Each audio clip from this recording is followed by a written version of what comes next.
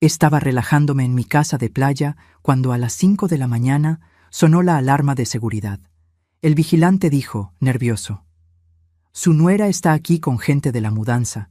Dice que es la dueña de la casa». Di un sorbo a mi té y sonreí. «Déjenla entrar, déjenla entrar. Está a punto de llevarse una sorpresa. Sé lo que están pensando. ¿Cómo puede una mujer de 68 años reaccionar así cuando alguien está robándole su propiedad frente a sus ojos? Déjenme explicarles algo. La calma no es debilidad. La calma es el arma más poderosa cuando ya conoces el final de la película. Pero antes de contarles cómo llegué a ese momento, necesitan conocer mi historia completa. Porque esta no es una historia de víctima. Es una historia de paciencia, estrategia y justicia. Y si quieres saber cómo una abuela le dio la lección de su vida a quien intentó arrebatarle todo, suscríbete a este canal, porque historias como esta necesitan ser contadas. Mi nombre es Carmela Soto. 68 años de vida, 40 de trabajo incansable, 8 de viudez. Construí mi patrimonio con estas manos que ahora tiemblan un poco al sostener una taza, pero que nunca temblaron cuando tuve que levantar a mi familia. Esa madrugada del viernes, mientras el cielo sobre Rosarito comenzaba a teñirse de naranja, yo estaba en la terraza de mi casa frente al mar. Una casa que compré con el dinero de mi liquidación después de jubilarme como contadora general de Textiles del Pacífico. 40 años registrando cada centavo ajeno, aprendí el valor exacto del dinero y del esfuerzo. La brisa salada me despeinaba mientras sostenía mi taza de té de manzanilla. Tengo un ritual. Cada mañana, antes del amanecer, bajo a la terraza con mi cobija de lana color terracota, la que tejió mi madre antes de morir, y observo cómo el océano despierta. Es mi momento de paz, mi momento de recordar por qué sigo adelante. Entonces escuché el timbre del portón, insistente, agresivo. No era un timbre de visita amable. Esteban, mi vigilante nocturno, un hombre de unos 50 años con cara de preocupación constante, apareció corriendo por el jardín lateral. Su linterna rebotaba contra su chaleco de seguridad. «Señora Carmela, disculpe la hora». Su voz quebraba. «Hay un camión de mudanzas en la entrada, y su nuera, la señora Vanessa, dice que viene por sus cosas, que la casa es de ella ahora». No me levanté de inmediato. Tomé otro sorbo de mi té. Sentí el líquido tibio bajar por mi garganta. Observé cómo las olas rompían contra las rocas. «¿Cuánta gente trae?», pregunté con una calma que hasta a mí me sorprendió. «3 cargadores, señora, y un camión grande, de esos de mudanza profesional». Sonreí. No fue una sonrisa de alegría, fue una sonrisa de reconocimiento. Ese momento que estás esperando finalmente llegó. «Esteban, ábreles el portón». «Señora, que pasen, déjenla entrar, déjala hacer todo lo que quiera». Esteban me miró como si me hubiera vuelto loca, y tal vez lo parecía. Tal vez cualquiera pensaría que una mujer mayor, sola, rendida ante el despojo, simplemente se resignó. Pero yo sabía algo que Vanessa no sabía, algo que nadie sabía todavía. Vanessa, mi nuera, la mujer que se casó con mi único hijo Roberto hace 5 años. La mujer de 36 años, hermosa como portada de revista, inteligente como serpiente, ambiciosa como hiena. Cuando Roberto me la presentó, yo quise creer en ella. Quise creer que mi hijo, después de 2 relaciones fallidas, finalmente había encontrado a alguien que lo amara de verdad. Roberto tenía 43 años, trabajaba como ingeniero civil en una empresa constructora, ganaba bien, pero nunca tuvo cabeza para los negocios. Siempre fue noble, demasiado noble. Vanessa llegó a nuestras vidas como un vendaval perfumado, guapa, educada, con ese modo de hablar que hace que todo suene importante. Decía trabajar en marketing digital, pero nunca la vi realmente trabajar. Al principio me abrazaba, me llamaba Mamá Carmela, traía postres cuando nos visitaba, pero yo no soy tonta. Nunca lo fui. Noté cómo sus ojos recorrían mi casa cada vez que venía, cómo preguntaba con demasiado interés sobre mi jubilación, mis propiedades, mis planes, cómo susurraba con Roberto cuando pensaban que yo no escuchaba. Ahora, mientras escuchaba el motor del camión entrando a mi propiedad, mientras escuchaba los pasos apresurados de los cargadores, mientras escuchaba la voz autoritaria de Vanessa dando órdenes, recordé el momento exacto en que supe que esta mujer no había entrado a mi familia por amor. Fue hace 2 años, una cena de Navidad. Roberto trajo el tema casual de que yo debería facilitar la herencia antes de tiempo, que así evitábamos impuestos. Vanessa asentía a su lado, con esa sonrisa que ya no me parecía cálida, sino calculadora. Esa noche, cuando se fueron, lloré, no por el dinero, sino porque mi hijo me veía como un obstáculo entre él y su futuro. Pero las lágrimas se secaron, y en su lugar creció algo más duro, más inteligente. Terminé mi té, me puse de pie, ajusté mi bata de algodón color marfil y mis pantuflas. Me recogí el cabello gris en una coleta sencilla y caminé hacia el interior de la casa. Porque Vanessa estaba a punto de aprender la lección más cara de su vida, y yo estaba lista para enseñársela. Pero lo que Vanessa no sabía era que yo había estado preparando este momento durante meses, y lo que estaba por descubrir cambiaría todo. Desde la ventana del segundo piso, observé cómo Vanessa dirigía a los cargadores como si fuera la dueña de un imperio. Llevaba unos jeans ajustados, blusa blanca de seda y lentes oscuros a pesar de que apenas amanecía. Su cabello castaño perfectamente liso caía sobre sus hombros. Siempre impecable, siempre en control, o eso creía ella. Esa sala completa señalaba hacia mi terraza. Los muebles de jardín son de teca, cuestan una fortuna. El sofá gris de la sala principal, la mesa de centro de mármol, todo lo que vende valor al camión. Los cargadores se miraban entre sí, incómodos. Uno de ellos, un muchacho joven con gorra, preguntó: ¿Tiene documentos que acrediten que esto es suyo, señora? Vanessa sacó una carpeta de su bolsa Louis Vuitton, auténtica, por supuesto, comprada con el dinero de Roberto, y mostró unos papeles. Aquí está todo. Donación firmada por la propietaria anterior. Todo legal. Mentira. Una mentira tan grande que casi me hizo reír desde mi ventana. Verán, necesito contarles cómo empezó todo esto. Cómo llegué a tener una nuera capaz de robarme mientras yo respiraba. Conocí a Vanessa hace 5 años en una fiesta de cumpleaños de Roberto. Él la llevó del brazo, radiante, con esa sonrisa que no le veía desde que era niño. Ella usaba un vestido rojo que abrazaba su figura, tacones altos, maquillaje perfecto. Cuando me saludó, tomó mis manos entre las suyas. Señora Carmela, Roberto me ha hablado tanto de usted. Es un honor conocer a la mujer que crió a un hombre tan maravilloso. Las palabras correctas, el tono correcto, la sonrisa correcta. Pero yo he vivido 68 años y una aprende a leer lo que está detrás de las sonrisas. Sus ojos me estudiaban, no con cariño, con evaluación, como cuando entras a una tienda y calculas si puedes pagar lo que ves en el aparador. Los primeros meses fueron teatro puro. Vanessa venía a mi casa en Ciudad de México cada domingo. Ayudaba en la cocina, preguntaba por mi salud, traía flores. Roberto estaba encantado. Yo quería estar equivocada, quería que mi instinto me estuviera mintiendo. Pero entonces empezaron los cambios sutiles. Las visitas se hicieron quincenales, luego mensuales. Roberto comenzó a cancelar comidas conmigo porque Vanessa había planeado algo.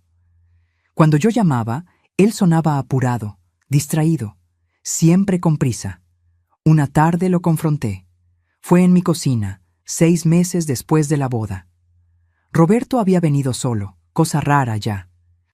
«Hijo, siento que te estoy perdiendo», le dije mientras le servía café. Él evitó mi mirada. «Mamá, no es eso. Es solo que Vanessa piensa que eres muy invasiva.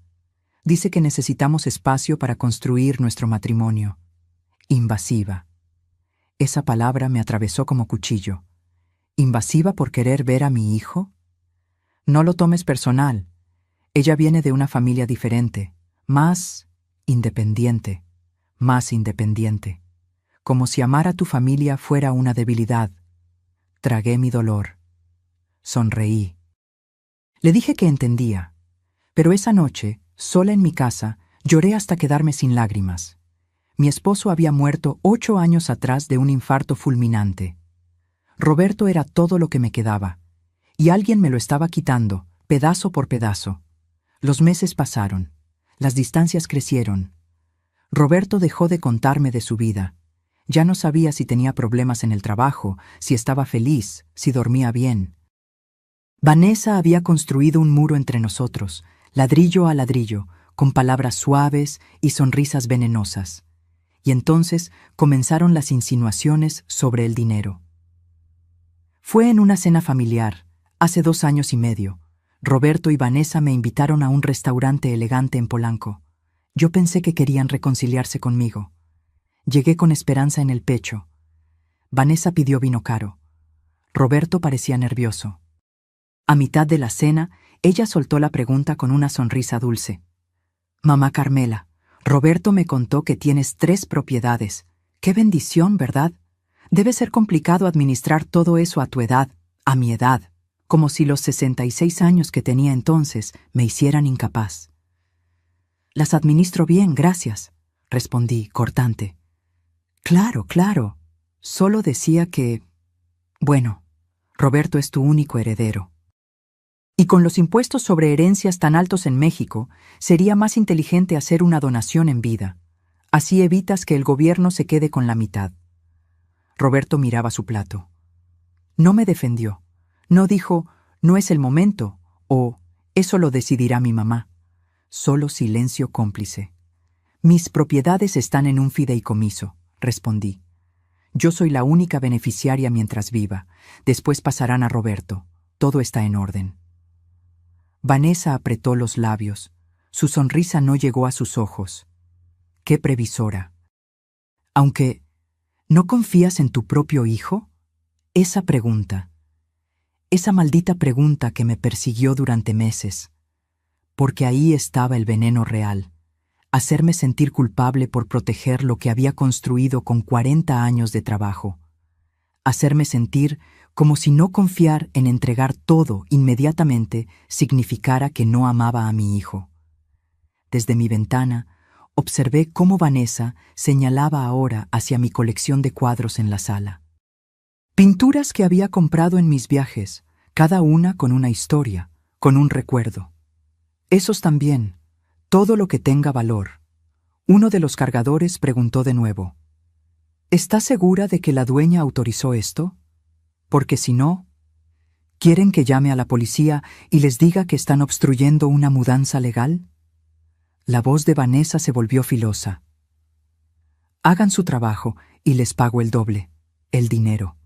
Siempre el dinero». Esa era Vanessa. Bella por fuera, vacía por dentro. Y mi hijo, mi Roberto noble y bueno, se había enamorado de la envoltura sin ver que el regalo estaba podrido. Respiré profundo. Dejé que actuara. Dejé que se confiara.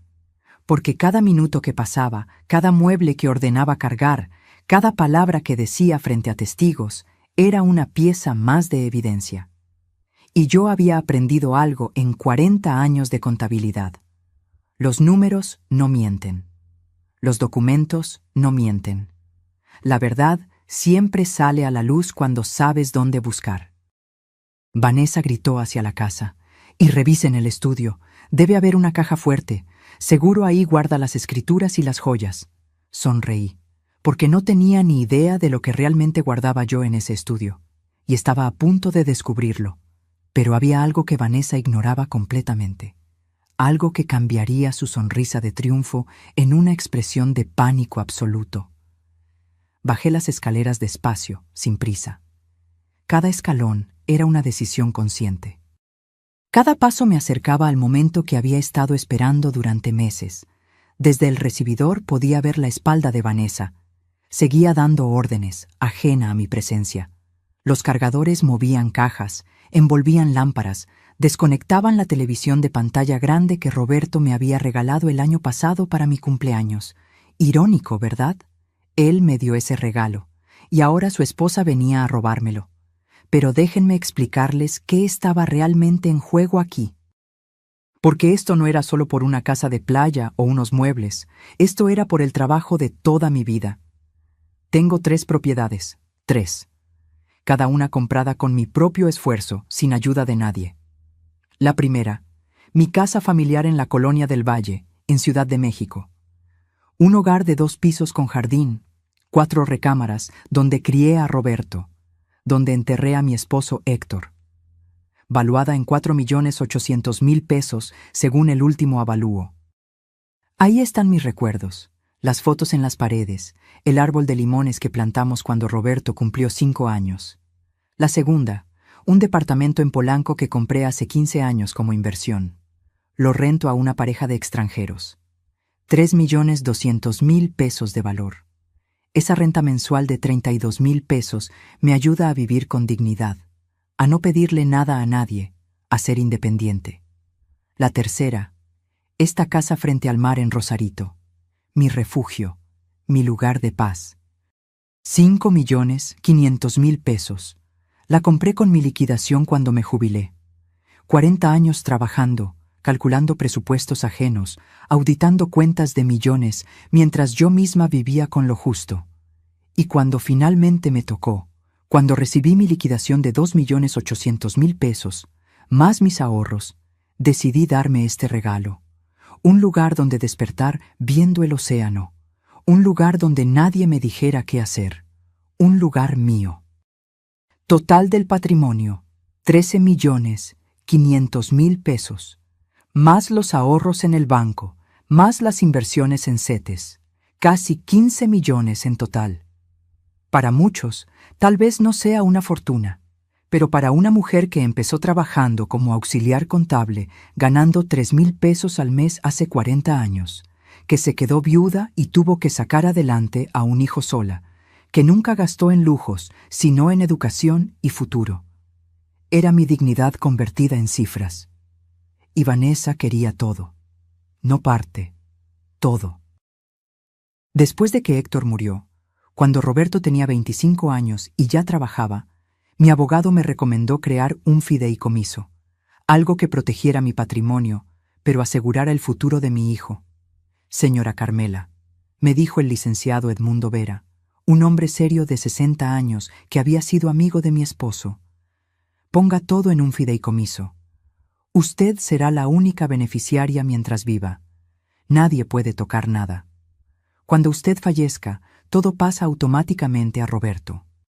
Limpio, legal, sin impuestos excesivos. Y eso hice. Firmé los documentos. Todo quedó protegido. Yo podía usar, vender, rentar o hacer lo que quisiera con mis propiedades, pero nadie más podía reclamarlas, ni siquiera Roberto. Cuando le expliqué esto a mi hijo, él lo entendió, o eso creí. Mamá, está perfecto. No quiero que te preocupes por estas cosas. Solo quiero que vivas tranquila. Esas fueron sus palabras. Hace 8 años, cuando todavía era mi Roberto, antes de Vanessa. Todo cambió hace 6 meses. Fue un domingo. Roberto y Vanessa aparecieron sin avisar en mi casa de Ciudad de México. Yo estaba en el jardín podando las rosas.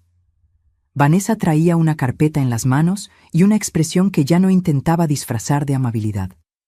«Mamá, necesitamos hablar», dijo Roberto, sin siquiera saludarme con un beso. Nos sentamos en la sala. Vanessa abrió la carpeta y sacó unos documentos impresos. «Mira, mamá Carmela, Roberto y yo hemos estado investigando. Si donas las propiedades ahora, en vida, los impuestos son mucho menores y además...» Hizo una pausa calculada. «A tu edad, ¿no sería mejor simplificar? No tener que preocuparte por administrar todo esto. A mi edad». Otra vez esa frase. «No necesito simplificar nada. Estoy perfectamente capaz». «Claro que sí», intervino Roberto, pero su voz sonaba ensayada. «Nadie dice lo contrario, solo que...» Bueno, Vanessa y yo queremos comprar una casa más grande. Estamos pensando en tener hijos pronto. Y si pudiéramos vender el departamento de Polanco o pedir un préstamo con garantía de estas propiedades, ahí estaba, la verdad desnuda. Querían mi patrimonio como garantía para sus planes, para su vida, como si mis 40 años de trabajo fueran simplemente un recurso disponible para sus caprichos. La respuesta es no.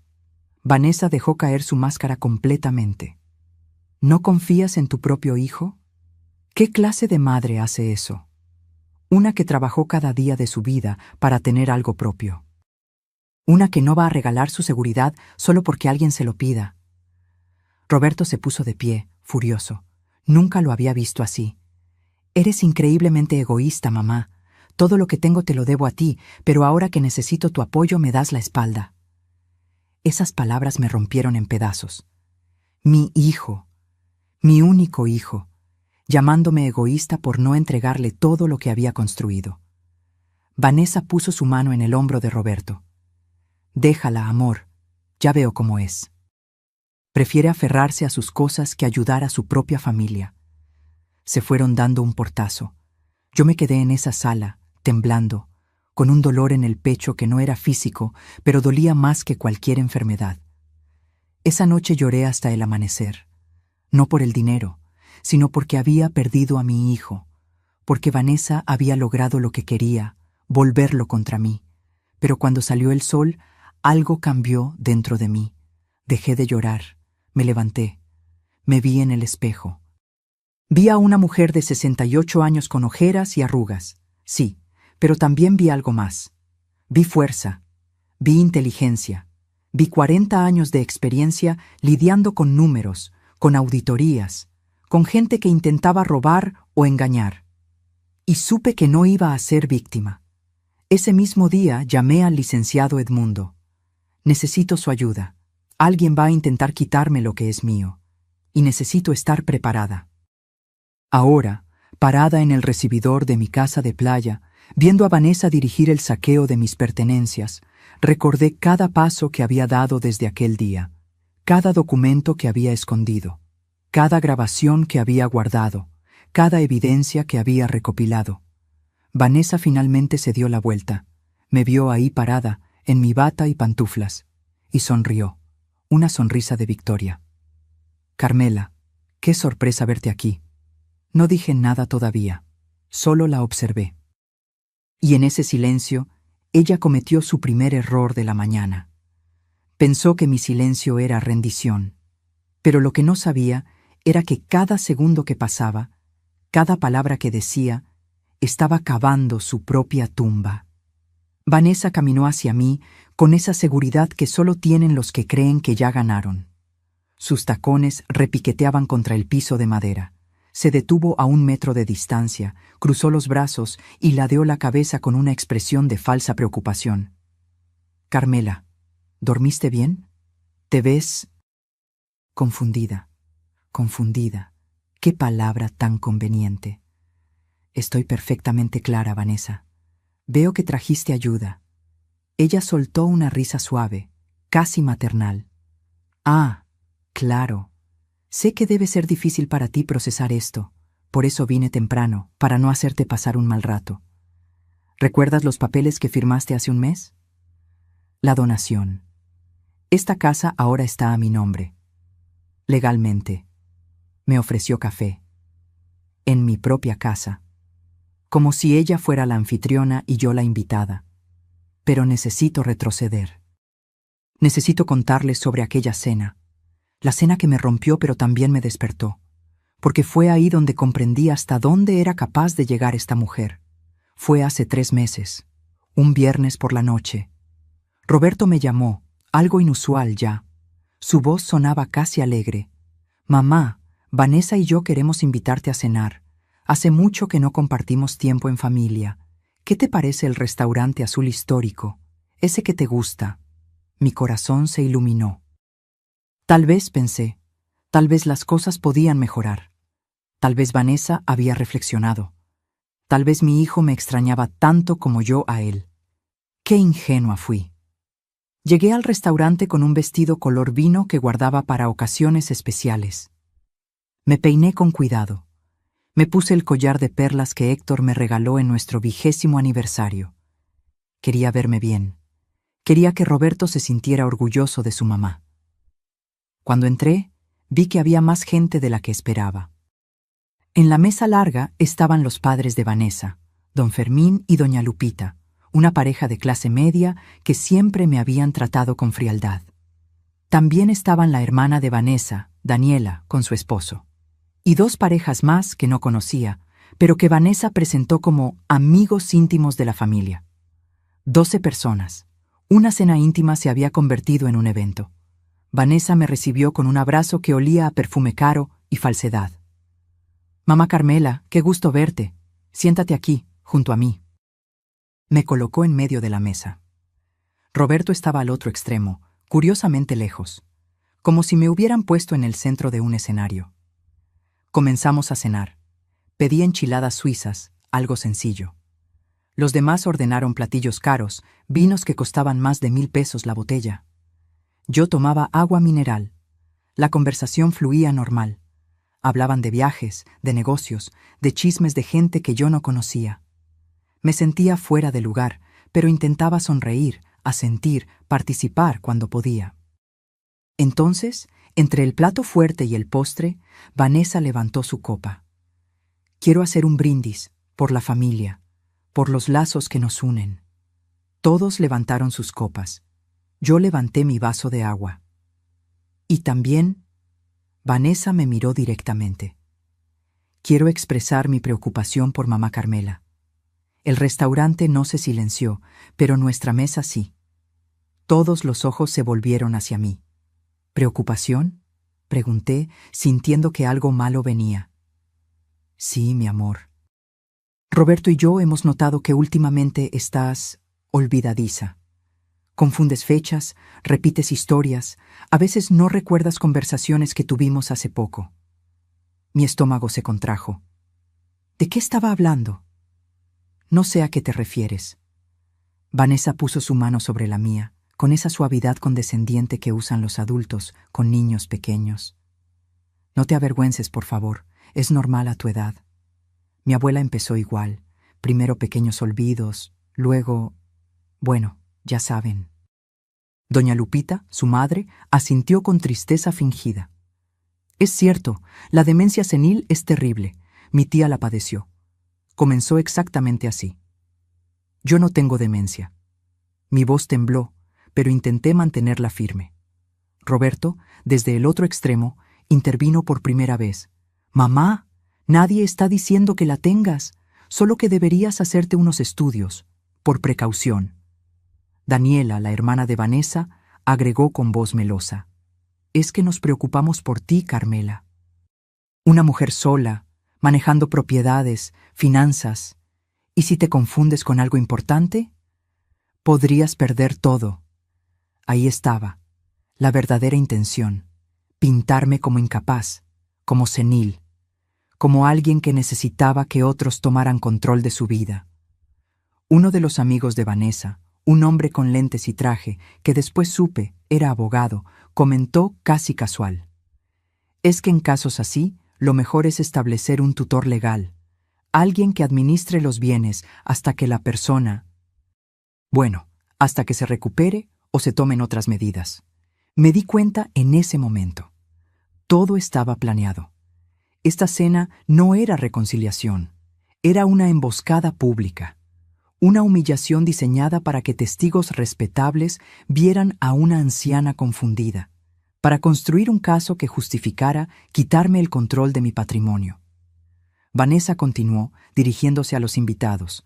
«Por eso, Roberto y yo queremos convencerla de que firme un poder notarial, por su propia seguridad.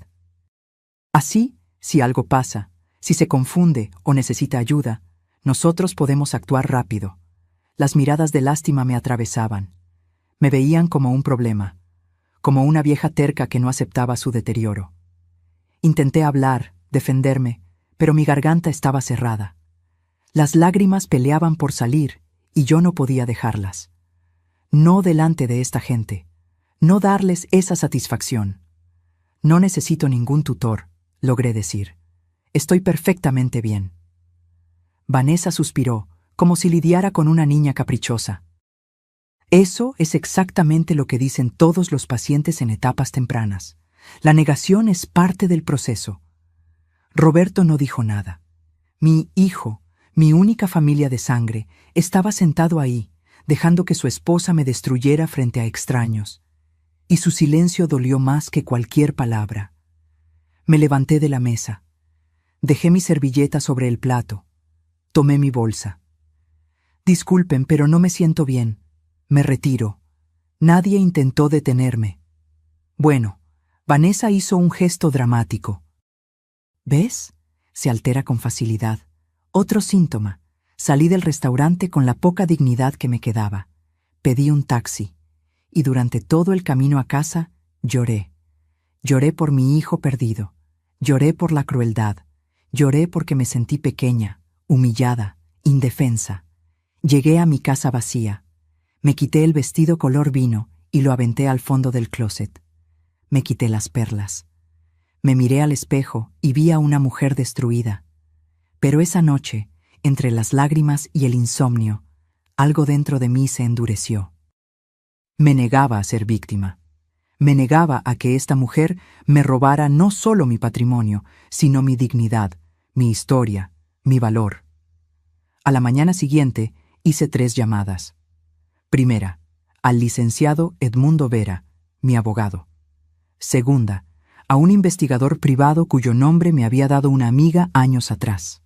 Tercera, a mi médico de cabecera, el doctor Fuentes, para que me hiciera todos los estudios cognitivos posibles y documentara que estaba en plenas facultades mentales. Si Vanessa quería guerra, la tendría. Pero sería una guerra que ella no vería venir. Ahora, parada en mi casa de playa, viendo cómo Vanessa sonreía creyendo que había ganado, recordé cada segundo de aquella humillación, y me llené de una calma helada, porque el dolor te enseña, y yo había aprendido bien. ¿Quieres ese café, Carmela?, preguntó Vanessa señalando hacia la cocina como si fuera suya. Sonreí. Por primera vez en meses, sonreí de verdad. No, gracias. Prefiero esperar a que lleguen mis invitados. Vanessa parpadeó, confundida. ¿Qué invitados? Y justo en ese momento sonó el timbre del portón. El timbre sonó una vez, 2 veces, insistente. Vanessa miró hacia la puerta, luego a mí. Por primera vez esa mañana vi una sombra de duda cruzar su rostro. ¿Quién más viene a estas horas? No respondí. Solo caminé hacia la entrada con pasos lentos, deliberados. Esteban ya había abierto el portón. Escuché el motor de un auto, luego otro. Pasos aproximándose. Pero antes de que les cuente quién llegó, necesitan entender cómo preparé este momento. Porque la justicia no llega sola. La justicia se construye, se documenta, se planea con paciencia. Aquella mañana, después de la cena humillante, desperté con los ojos hinchados pero la mente clara. Me preparé un café de olla, el que me enseñó a hacer mi madre con canela y piloncillo. Me senté en mi cocina y saqué una libreta. Durante 40 años llevé contabilidades. Números, auditorías, evidencias. Sabía cómo funcionaba el mundo de los documentos, las pruebas, los registros. Y si algo me había enseñado mi trabajo es esto: la verdad siempre deja rastro. Solo hay que saber buscar. Escribí en esa libreta 3 nombres: licenciado Edmundo Vera, abogado de confianza, doctor Armando Fuentes, mi médico de 20 años, Marco Salinas, investigador privado, 3 pilares para construir mi defensa. El licenciado Edmundo llegó a mi casa ese mismo lunes. Tiene 68 años como yo, cabello gris perfectamente peinado, traje impecable siempre. Fue compañero de estudios de Héctor en la universidad, un hombre honorable. Le conté todo: la cena, las acusaciones de demencia, la presión para firmar poderes, el distanciamiento de Roberto. Edmundo me escuchó sin interrumpir. Cuando terminé, Ajustó sus lentes y dijo: «Carmela, esto es un patrón clásico. Están construyendo un caso para declararte incapaz y tomar control de tus bienes. Hemos visto esto antes. Personas mayores con patrimonio, familiares ambiciosos. ¿Qué puedo hacer? Primero, necesitamos documentar tu plena capacidad mental. Ningún juez podrá declararte incapaz si tenemos estudios médicos recientes que demuestren lo contrario». Esa misma tarde fui con el doctor Fuentes. Me realizó todos los exámenes: Mini Mental State, pruebas de memoria, evaluación cognitiva completa. Una semana después, tuve los resultados en mis manos. Paciente de 68 años con función cognitiva completamente normal para su edad, sin signos de deterioro, orientada en tiempo, espacio y persona, memoria de trabajo excelente, capacidad de juicio intacta. Guardé esos documentos como oro. Eran mi escudo contra las mentiras de Vanessa, pero necesitaba más. Necesitaba saber quién era realmente la mujer que se había metido en mi familia. Marco Salinas llegó a mi casa un jueves por la tarde. Es un hombre de unos 55 años, ex policía judicial, ahora investigador privado. Una amiga me había dado su contacto años atrás cuando ayudó a su hermana en un caso de infidelidad. «Señora Carmela, ¿qué necesita saber?», preguntó, sacando una pequeña libreta. «Todo. Quiero saber quién es Vanessa Aguirre antes de conocer a mi hijo. Sus relaciones anteriores, sus deudas, su historial, todo lo que pueda encontrar». Marco asintió. «Le adelanto que esto toma tiempo. Y cuesta». «No me importa cuánto cueste. Necesito la verdad. Pagué un anticipo de 40,000 pesos». Marco comenzó su trabajo. Mientras tanto, yo hacía mi propia investigación silenciosa. Cada vez que Roberto y Vanessa me visitaban, yo grababa las conversaciones en mi teléfono. Lo dejaba sobre la mesa, aparentemente olvidado, pero grabando cada palabra. Registré cada llamada donde me presionaban por las propiedades, cada comentario despectivo sobre mi edad, cada insinuación de que estaba perdiendo la cabeza. También instalé cámaras de seguridad discretas en mi casa de Ciudad de México, pequeñas, casi invisibles, en la sala, el comedor, la entrada. Edmundo me recomendó hacerlo. Si intentan forzarte a firmar algo, si te gritan, si hay cualquier tipo de coacción, necesitas pruebas, me dijo. Pasaron 3 semanas. Entonces Marco me llamó. «Señora Carmela, necesito verla. Encontré cosas importantes». Nos reunimos en una cafetería tranquila del centro. Marco puso sobre la mesa un folder grueso. Mi corazón latía rápido. «Vanessa Aguirre Mendoza», comenzó. 36 años, originaria de Guadalajara. Y aquí es donde se pone interesante. Abrió el folder. Dentro había fotografías, documentos impresos, reportes. Vanessa estuvo casada antes, de 2015 a 2018. Con un empresario de Monterrey llamado Óscar Bernal. Él tenía 52 años cuando se casaron, ella 26. Me mostró fotos de boda. Vanessa lucía radiante, exactamente igual que cuando se casó con Roberto. Misma sonrisa calculadora. El matrimonio terminó en divorcio conflictivo. Óscar la acusó de haberlo manipulado para poner propiedades a nombre de ella, de haber vaciado cuentas bancarias conjuntas. Hay una demanda por fraude que nunca prosperó porque llegaron a un acuerdo privado. Él le pagó 2 millones de pesos para que se fuera y lo dejara en paz. Sentí que el aire me faltaba. ¿2 millones? Ajá, y hay más. Antes de Óscar, tuvo una relación con un viudo de Puebla. Duró 6 meses. Él también era mayor, también tenía propiedades. La relación terminó abruptamente cuando los hijos del señor la confrontaron con evidencia de que estaba vendiendo cosas de la casa familiar sin autorización. Marco sacó más papeles. Vanessa tiene deudas, muchas, tarjetas de crédito, 780,000 pesos en total, 4 tarjetas diferentes, todas al límite. También debe dinero a prestamistas privados, al menos 200,000 pesos más, casi 1 millón de pesos en deudas, y vivía como si fuera millonaria. ¿Roberto sabe esto? Marco negó con la cabeza. Lo dudo. También investigué a su hijo, señora. Roberto tiene un historial crediticio limpio, ingresos estables. Pero desde que se casó con Vanessa, sacó un préstamo personal de 400,000 pesos y otro de 300,000 el año pasado. Todo ese dinero desapareció. Mi hijo estaba endeudado por culpa de ella, tragando deudas que ni siquiera sabía que tenía. Y el golpe final. Marco sacó capturas de pantalla de conversaciones de WhatsApp. Logré acceder a conversaciones entre Vanessa y su hermana Daniela, y entre Vanessa y una amiga cercana. Leyó algunos mensajes. Cada palabra era un cuchillo. Daniela, la vieja no suelta ni un peso. Pero no importa, ya encontré la forma. Voy a hacerla firmar una donación. La convenceré de que está perdiendo la memoria. Roberto es un tonto útil. Hace todo lo que le digo. Su mamá tiene casi 15 millones en propiedades. Si logro que done solo una, ya valió la pena este matrimonio aburrido. No voy a esperar a que se muera. Tengo deudas que pagar ahora. La voy a presionar hasta que ceda. Las lágrimas corrían por mis mejillas mientras Marco leía. No eran lágrimas de tristeza, eran de rabia. ¿Cómo conseguiste estas conversaciones? Marco sonrió levemente.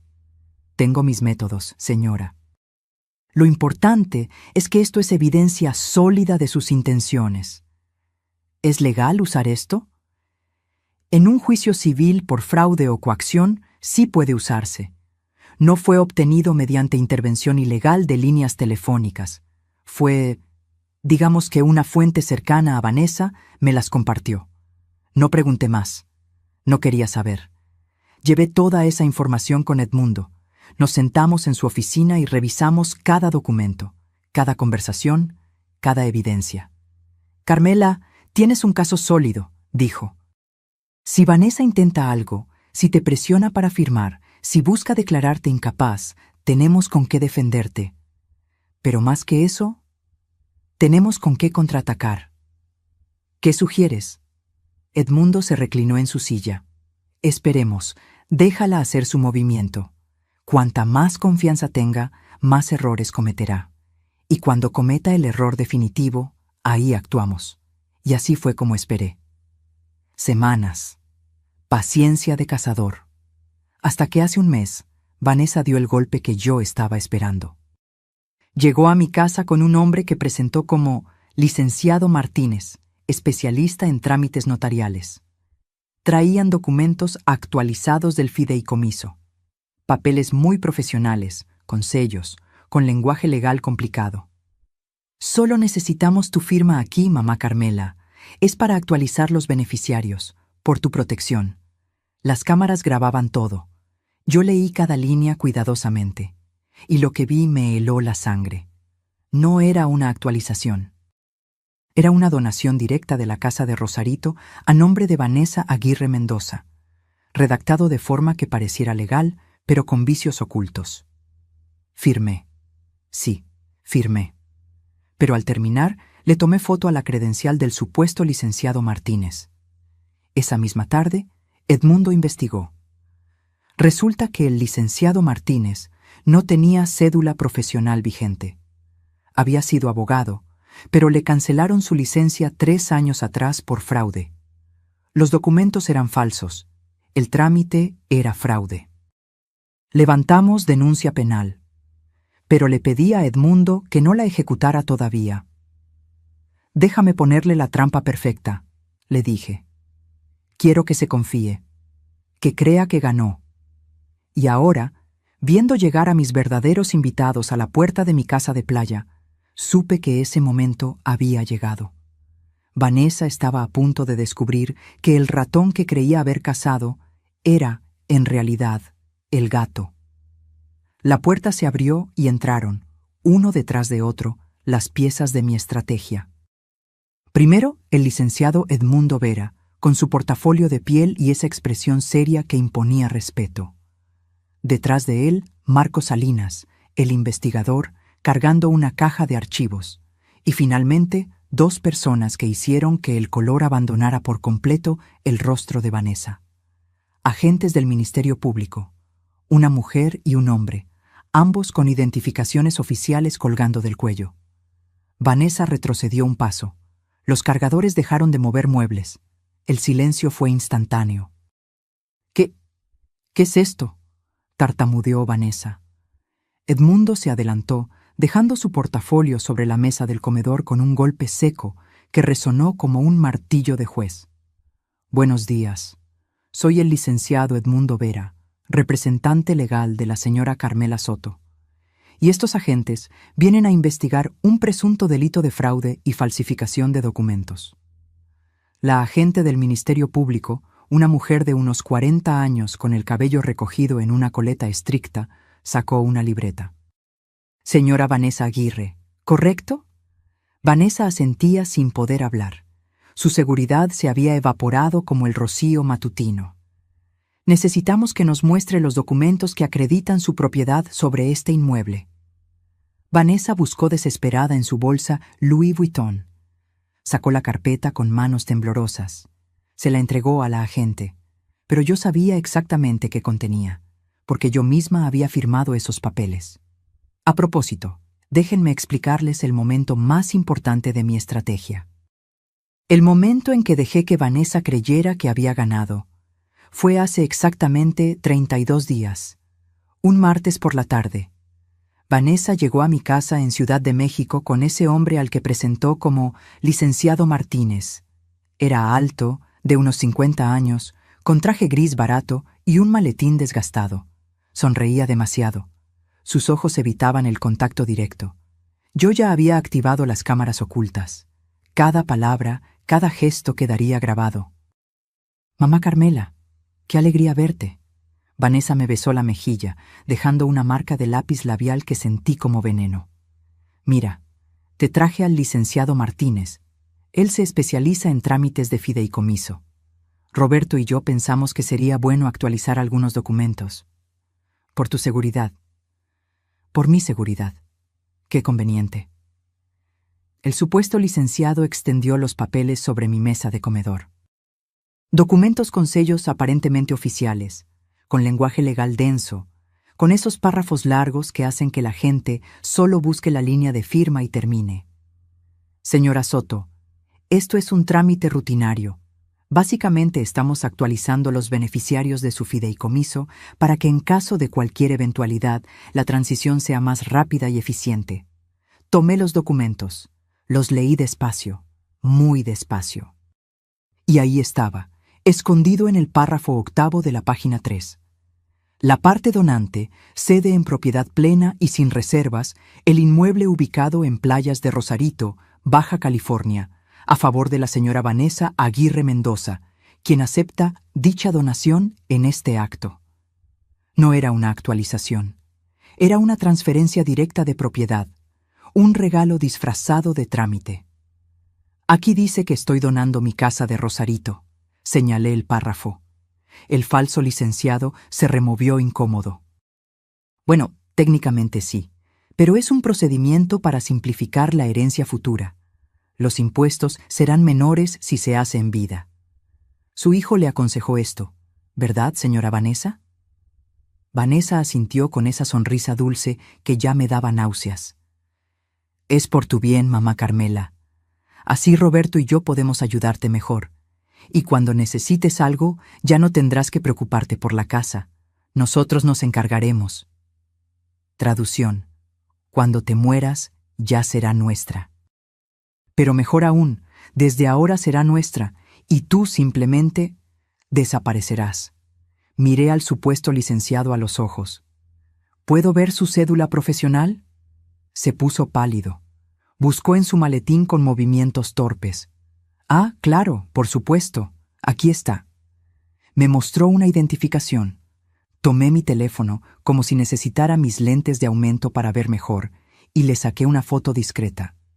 Fotografié también su credencial de elector que alcancé a ver en su cartera abierta. Todo parece estar en orden, dije con voz de anciana cansada, el papel que ellos querían que interpretara. Firmé cada página, cada inicial, cada rúbrica. Vanessa casi no podía contener su emoción. Sus ojos brillaban, El falso licenciado guardó rápidamente los documentos. Perfecto. En unos días tendrá su copia certificada, y la nueva escritura llegará en aproximadamente 3 semanas. Se fueron con prisa. Vanessa me besó la frente como si fuera una niña buena que acababa de terminar su tarea. Gracias, mamá Carmela. Verás que esto es lo mejor. En cuanto cerré la puerta, llamé a Edmundo. Ya cayó en la trampa. Tengo todo grabado. Esa misma tarde, Edmundo investigó al tal licenciado Martínez. Su nombre real era Héctor Martínez Fuentes. Había sido abogado hasta 2021, cuando la barra de abogados le revocó su cédula por falsificación de documentos en un caso de herencias. 3 años inhabilitado. No podía ejercer legalmente. Los documentos que me hizo firmar no tenían validez alguna. Eran papel decorado. Peor aún, era un delito. Fraude equiparado, falsificación de documentos públicos, usurpación de profesión. Carmela, podemos proceder de inmediato, dijo Edmundo. Con esto la metemos a la cárcel. No, respondí con una calma que me sorprendió a mí misma. Todavía no. Déjala que se confíe más. Quiero que cometa su error más grande, que se exponga completamente, que no tenga forma de negarlo. ¿Estás segura? Mientras más tiempo pase, más puede complicarse. Estoy segura. Conozco a esta mujer.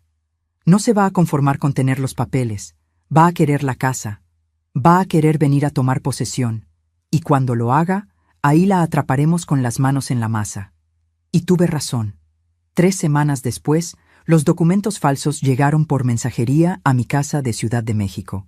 Copias certificadas falsas, sellos apócrifos, todo un montaje impresionante. Vanessa tenía contactos en el mundo del fraude, eso estaba claro. Me llamó esa misma tarde. Mamá Carmela, ya llegaron los papeles. Todo está listo. Roberto y yo pensamos ir a Rosarito este fin de semana para revisar algunas cosas de la casa. Ya sabes, como ahora es nuestra responsabilidad. Por supuesto, hija. Vayan cuando quieran. No estarás ahí este fin de semana, ¿verdad? No. Planeo quedarme en la Ciudad de México. Tengo una cita médica el lunes. Mentira. Yo estaría en Rosarito, esperándola. Ahora, parada en mi sala, viendo cómo la agente del Ministerio Público revisaba página por página los documentos falsos, sentí una satisfacción profunda. Edmundo se acercó a mí y me entregó un folder. Lo abrí. Dentro estaban los documentos reales. Las escrituras verdaderas de mi casa, registradas en el registro público de la propiedad, a mi nombre, dentro del fideicomiso intocable. Agente, dije con voz clara y firme, esos papeles que tiene en sus manos son falsos.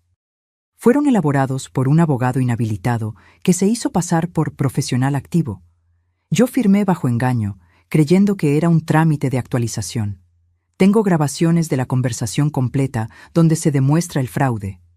Marco Salinas abrió su caja y sacó una laptop. La conectó a mi televisión. Y ahí, en pantalla grande, comenzó a reproducirse el video. Vanessa y yo sentadas en mi comedor. El falso licenciado mintiendo sobre el trámite. Yo preguntando específicamente sobre cada cláusula. Ellos asegurándome que era rutinario, que era para mi protección.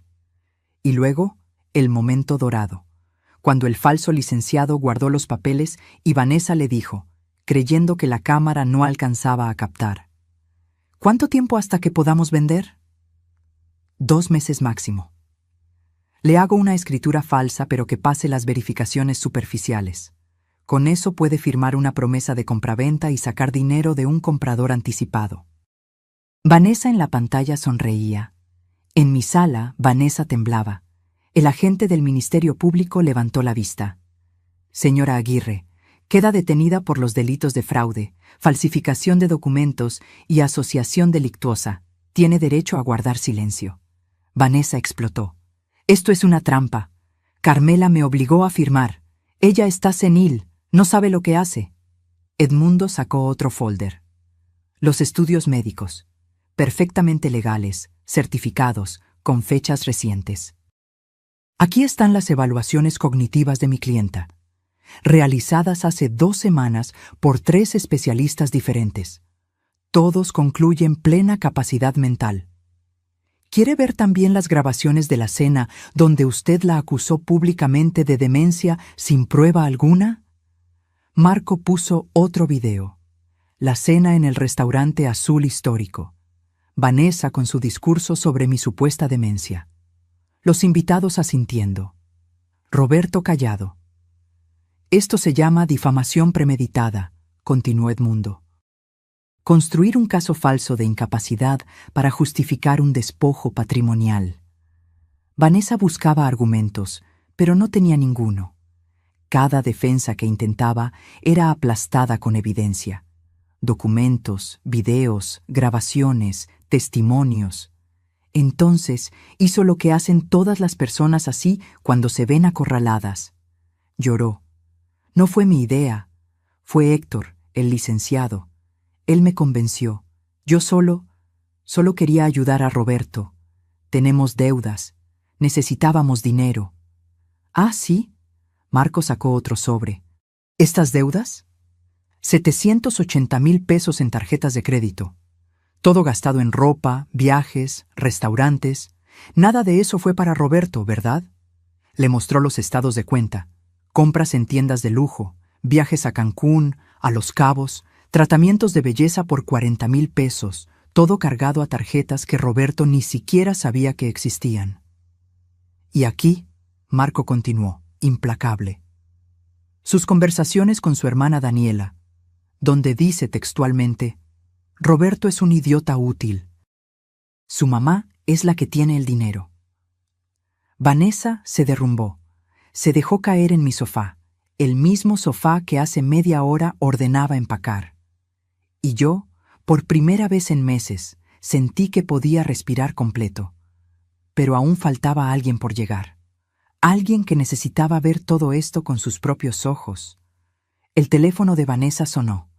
Era Roberto. Podía ver su nombre parpadeando en la pantalla. Ella no contestó.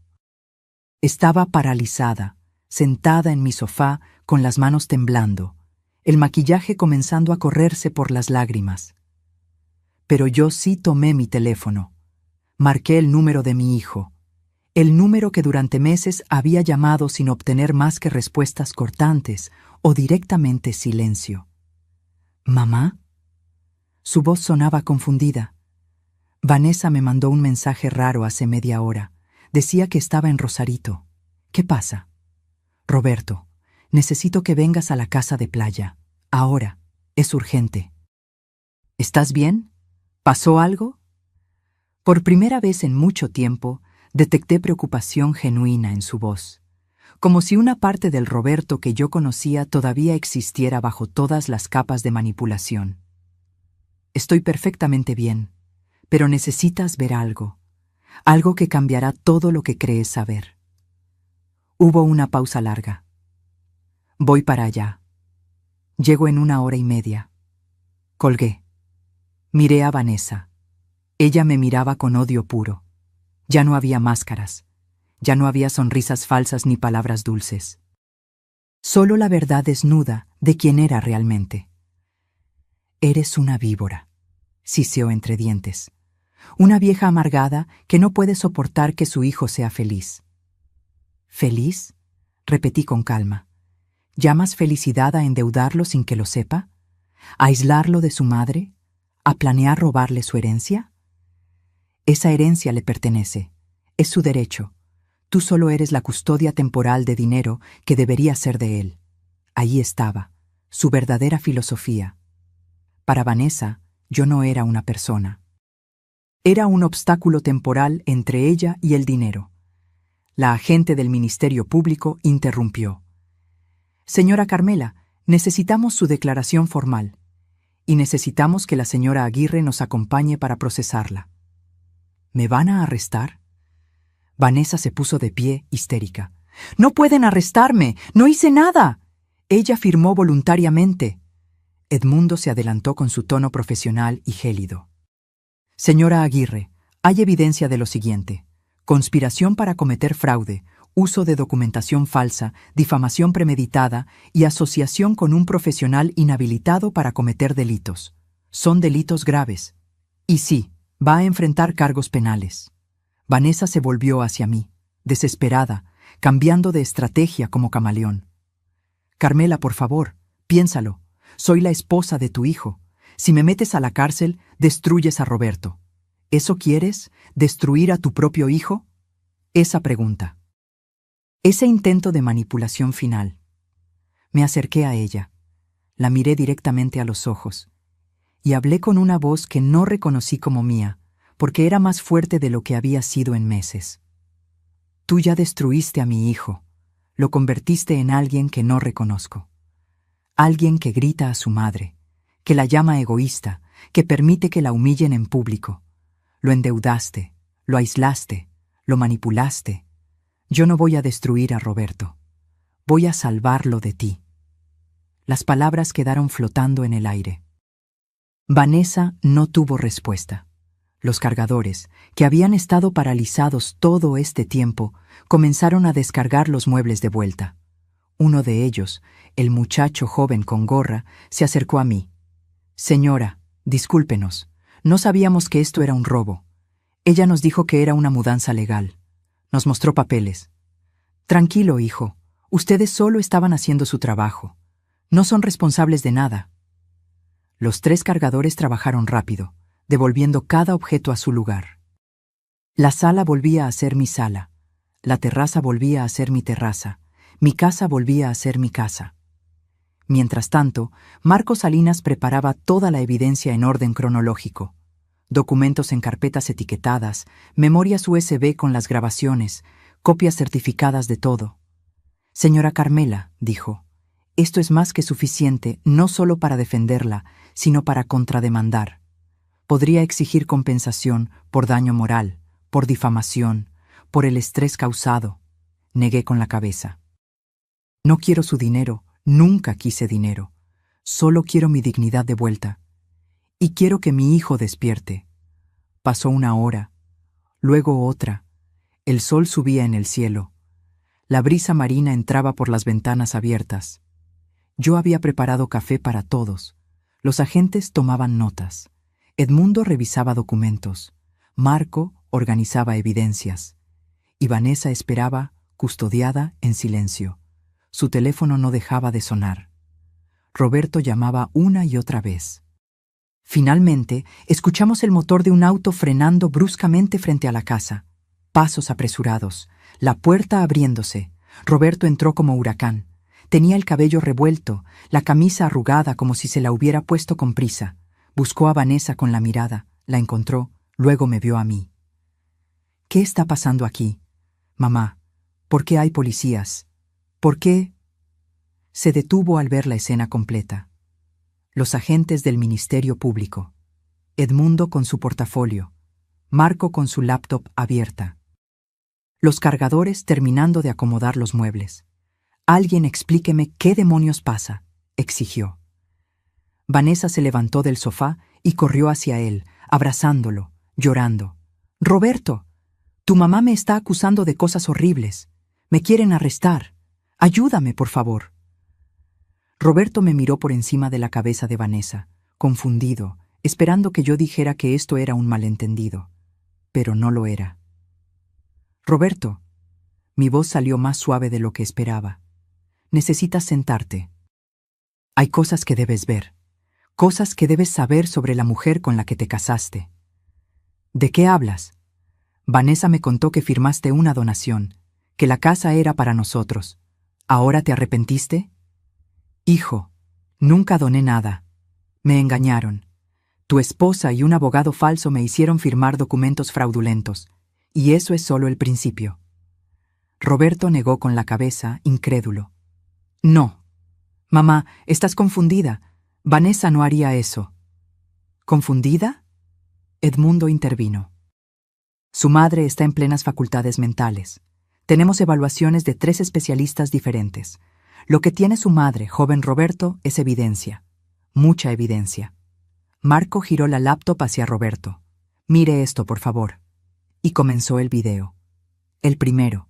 Vanessa y el falso licenciado en mi comedor, las mentiras, el engaño, la firma bajo falsas pretensiones.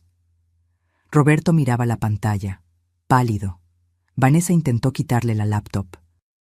«No veas eso, está editado, te lo juro». Pero Roberto la apartó. Siguió viendo, video tras video. La cena en el restaurante donde me acusaban de demencia. Las conversaciones con su hermana llamándolo idiota útil. Los estados de cuenta de tarjetas que él nunca autorizó. Las deudas, las mentiras. Y finalmente, el peor de todos. La grabación donde Vanessa hablaba con el falso licenciado sobre vender mi propiedad lo antes posible. ¿Cuánto tiempo hasta que podamos vender? 2 meses máximo. Roberto se dejó caer en una silla. Su rostro había pasado por todas las emociones posibles: confusión, negación, ira, dolor. Ahora solo quedaba devastación. Vanessa. Su voz era apenas un susurro. ¿Todo esto es verdad? Ella seguía llorando, pero ya no respondía. No podía. No había defensa posible contra la evidencia. ¿Me usaste? ¿Todo este tiempo solo querías el dinero de mi mamá? Silencio. «Respóndeme». Roberto gritó, y nunca lo había escuchado gritar así. Vanessa finalmente habló, pero su voz ya no tenía dulzura, solo amargura. «¿Y qué si fue así? Tu mamá tiene dinero. Nosotros tenemos deudas. No es justo que ella tenga tanto mientras nosotros...». «No digas nosotros». Roberto la interrumpió. «Yo no tenía esas deudas. Tú las hiciste. Tú gastaste. Tú mentiste». Se puso de pie. Caminó hacia mí. Y por primera vez en casi 2 años, mi hijo me miró realmente, como si despertara de un hechizo largo y doloroso. «Mamá». Su voz se quebró. «¿Qué he hecho?». Y en ese momento me di cuenta de que recuperar a mi hijo iba a doler tanto como perderlo. Roberto se dejó caer de rodillas frente a mí. Las lágrimas corrían por su rostro sin control. Era la imagen de un hombre destruido, alguien que acababa de descubrir que su vida entera de los últimos 5 años había sido una mentira. «Mamá, perdóname. Por favor, perdóname». Quise tocarlo. Quise abrazarlo como cuando era niño y venía llorando con las rodillas raspadas. Pero algo dentro de mí todavía dolía demasiado. Las heridas no sanan instantáneamente, aunque el culpable pida disculpas. «Roberto, levántate», dije con voz firme. «No te arrodilles. Nunca quise esto». Él se incorporó, limpiándose las lágrimas con el dorso de la mano. Me miró con ojos enrojecidos. «Te llamé egoísta», te grité. «Dejé que te humillaran en esa cena y no dije nada. ¿Cómo puedes siquiera mirarme? Porque eres mi hijo, y porque ella te manipuló. Pero eso no borra el dolor, Roberto. No lo borra». Vanessa, desde su lugar custodiada por los agentes, soltó una risa amarga. «Qué escena tan conmovedora, la madre heroica y el hijo arrepentido. Pero no se hagan las víctimas. Ustedes tienen dinero mientras otra gente...». «¡Cállate!». Roberto se volvió hacia ella con una frialdad que nunca le había visto. «No vuelvas a hablar. No tienes derecho». Justo entonces, el timbre volvió a sonar. Esteban apareció en la puerta, nervioso. «Señora Carmela, hay más gente afuera». «Dicen que son familia de la señora Vanessa». Miré a Edmundo. Él asintió. «Los mandé llamar yo. Necesitamos testigos de todo esto, y ellos necesitan saber quién es realmente su familiar». «Que pasen». Entraron 3 personas.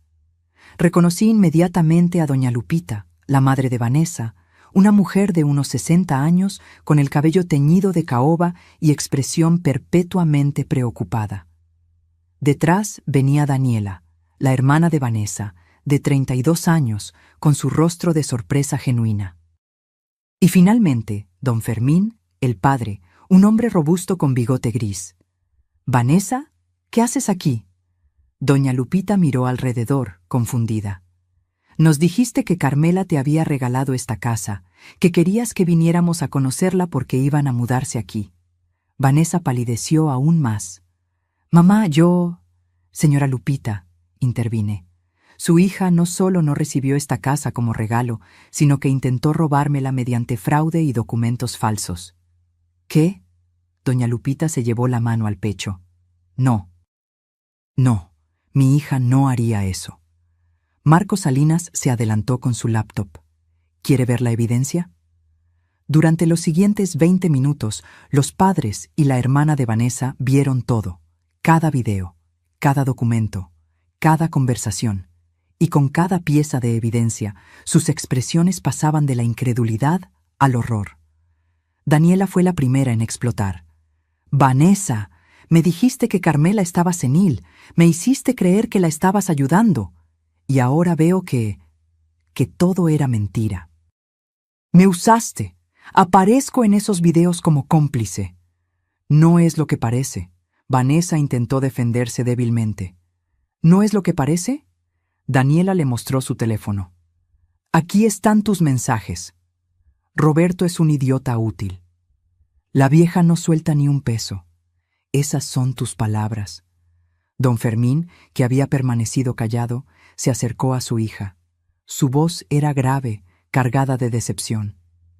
«Vanessa Elena Aguirre Mendoza, te criamos con valores. Tu madre y yo trabajamos toda la vida para darte educación, para enseñarte a ser una mujer de bien. ¿Y así nos pagas? ¿Convirtiéndote en una ladrona?»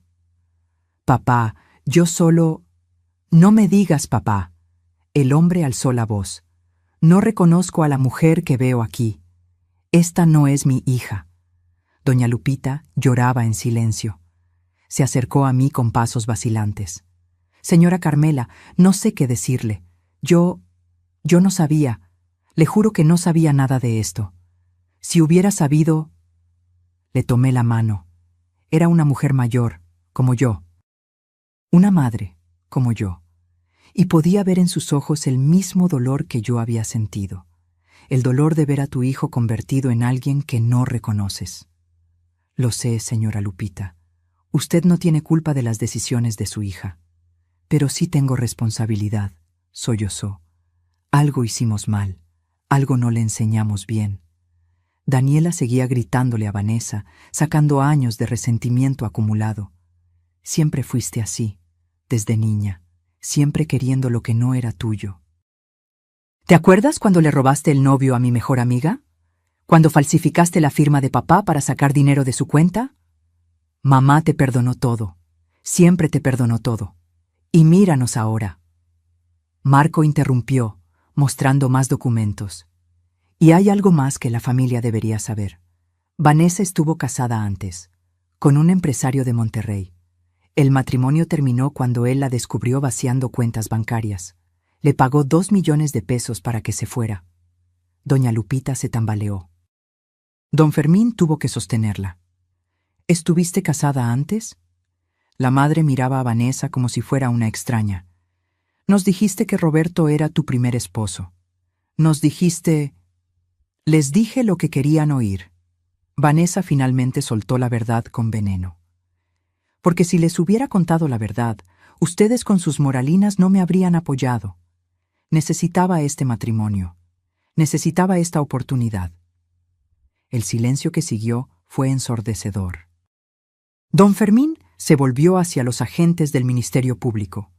«Oficiales, hagan lo que tengan que hacer. Nosotros no vamos a defenderla, no vamos a pagar abogados, no vamos a visitarla si la meten presa, porque esta mujer ya no es parte de nuestra familia». Vanessa gritó. «Papá, no puedes decir eso. Soy tu hija». «Mi hija murió hoy. La que está aquí es una delincuente». Esas palabras cayeron como sentencia final. Vanessa se derrumbó completamente, llorando de forma histérica, pero nadie se acercó a consolarla. Ni su familia, ni Roberto, nadie. La agente del Ministerio Público habló con tono profesional. «Señora Aguirre, tiene que acompañarnos. Quedará en prisión preventiva mientras se investiga el caso completo. Los cargos son graves y hay riesgo de fuga». «No, por favor». Vanessa me miró directamente.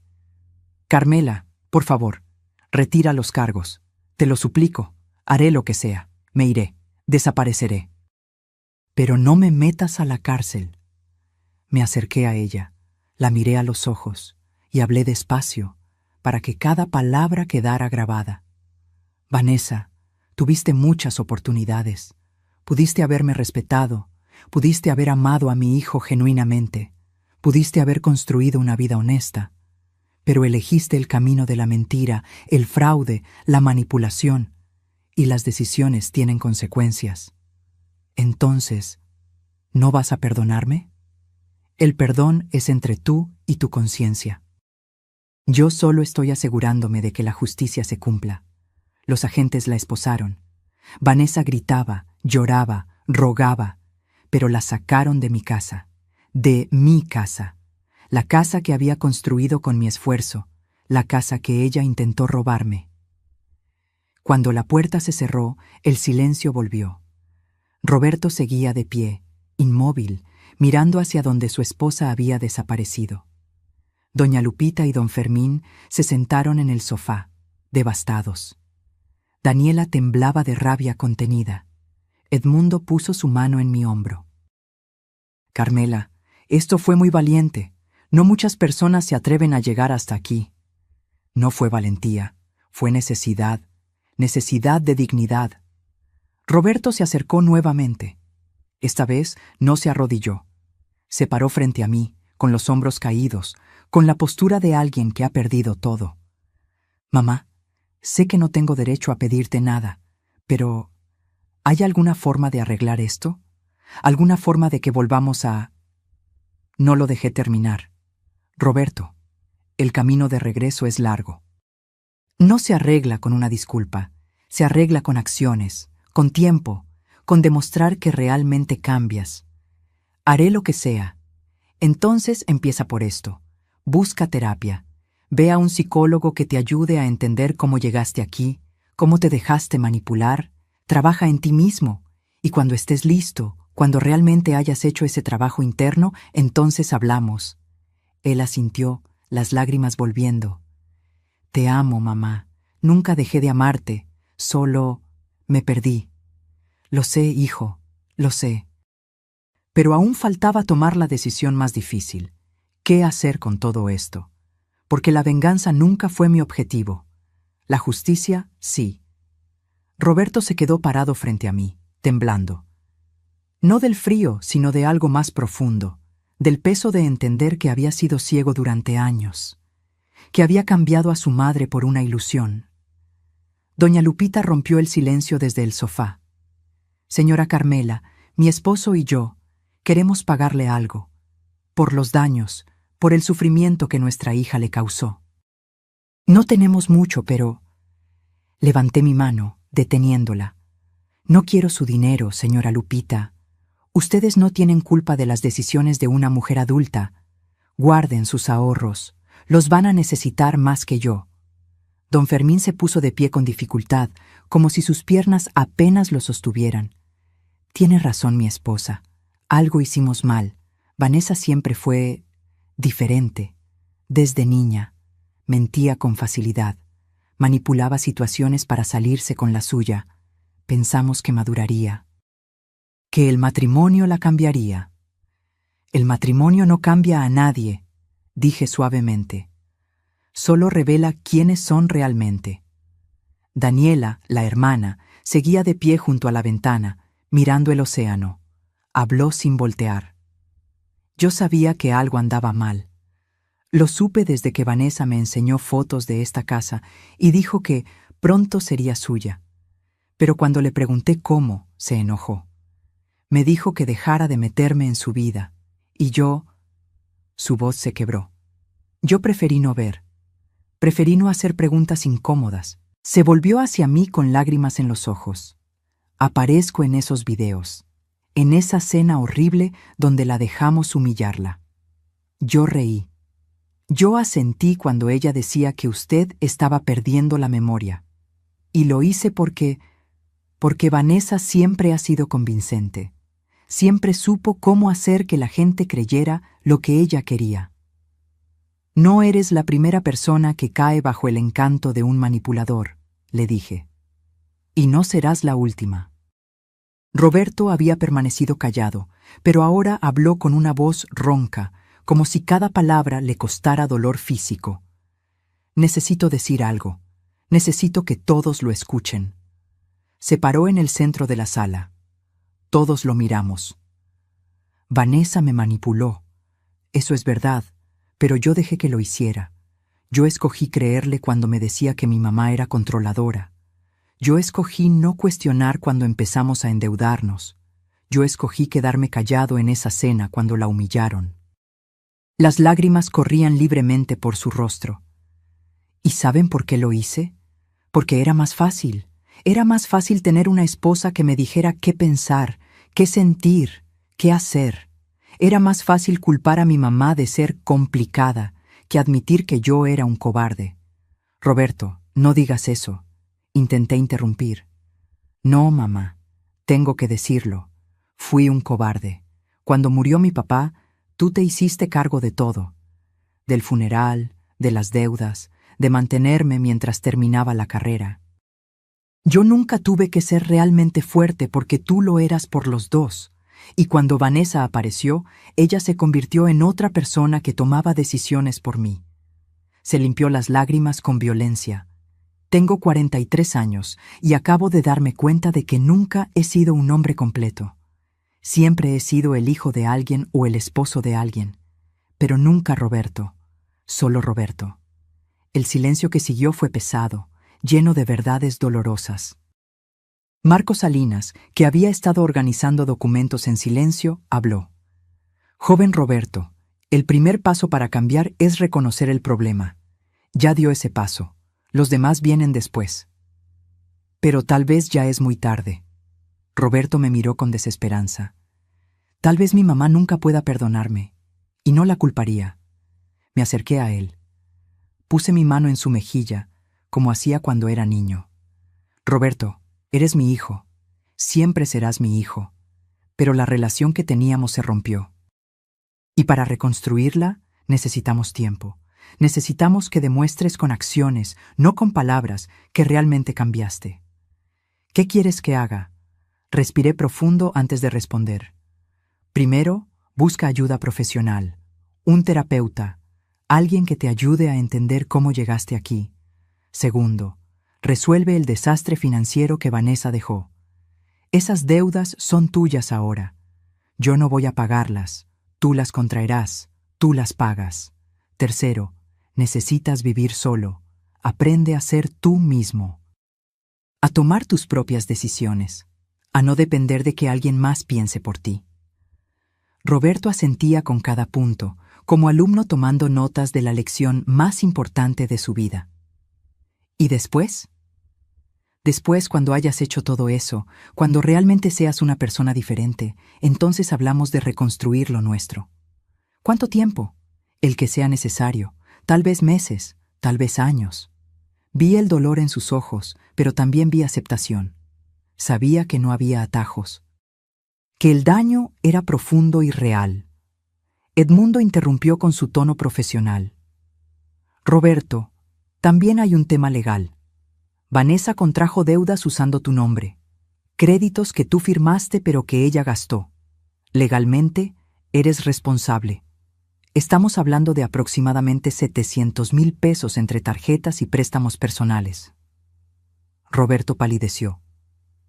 No tengo 700,000 pesos. Lo sé. Por eso necesitas reestructurar tu vida financiera. Hablar con los bancos, negociar planes de pago, va a ser difícil, pero es tu responsabilidad. ¿Y el divorcio? Ya tengo los papeles preparados. Edmundo sacó una carpeta. Divorcio express por causales graves. Vanessa tendrá que firmar desde donde esté. Y aquí está la cláusula importante. Ella renuncia a cualquier reclamo patrimonial sobre ti o tu familia. Nada. Cero. Se va con lo que entró, que era nada. Roberto tomó los papeles con manos temblorosas. Pensé que la amaba. Amabas la idea de ella, dije suavemente. La máscara que ella usaba. Pero la persona real debajo de esa máscara, esa nunca la conociste. porque ella nunca te dejó conocerla. Don Fermín se acercó a Roberto y puso su mano en su hombro. Joven, mi hija le causó mucho daño. Como padre, me siento responsable. Si necesita ayuda para encontrar un buen terapeuta, mi hermano es psiquiatra. Puedo darle su contacto. Roberto asintió, agradecido. Gracias, señor. Daniela también se acercó. Roberto, si necesitas alguien con quien hablar, alguien que entienda cómo es vivir bajo la sombra de Vanessa, yo estoy aquí. No para reemplazar a nadie, solo como alguien que también fue víctima de ella. Me sorprendió ver compasión en la hermana de Vanessa, pero tenía sentido. Ella también había vivido toda su vida comparándose, compitiendo, sintiéndose menos que su hermana perfecta. El teléfono de Edmundo sonó. Contestó brevemente, asintió varias veces y colgó. Era el Ministerio Público. Vanessa ya está fichada. Le negaron la fianza porque hay riesgo de fuga. Va a permanecer en prisión preventiva durante todo el proceso. Calculan que el juicio tomará entre 6 y 8 meses. ¿Y qué va a pasar con ella?, preguntó doña Lupita con voz temblorosa. Si se comprueba todo, y con la evidencia que tenemos se va a comprobar, está mirando entre 3 y 7 años de prisión, fraude equiparado, falsificación de documentos, asociación delictuosa. Son delitos graves.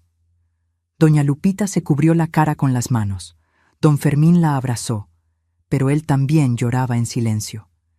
Ver a estos padres sufrir me partió el corazón.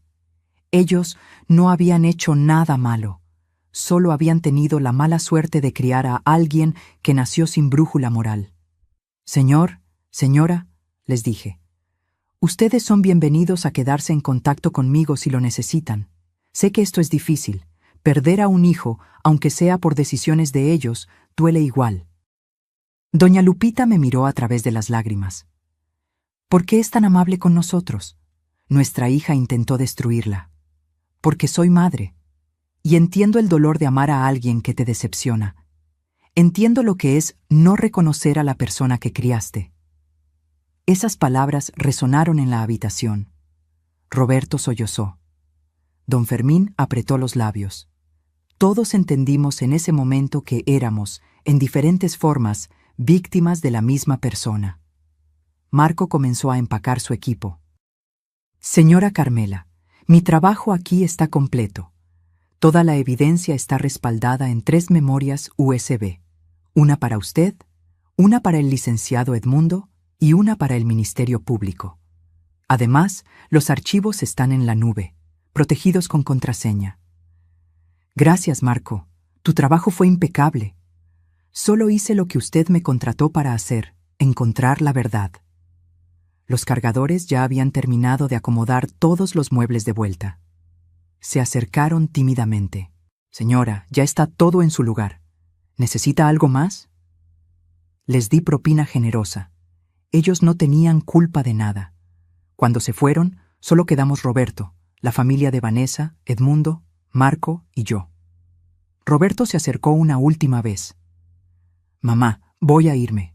Necesito procesar todo esto. Pero antes... Sacó de su bolsillo un llavero. Esto es de la casa de Ciudad de México, la que compartimos Vanessa y yo. Voy a mudarme. Voy a buscar algo más pequeño, más barato, algo que pueda pagar yo solo.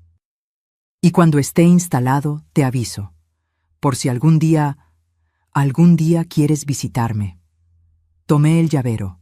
Era un pequeño San Judas Tadeo que yo le había regalado cuando se mudó de mi casa. Conserva a San Judas. Creo que lo necesitas más que yo. Roberto se lo guardó nuevamente.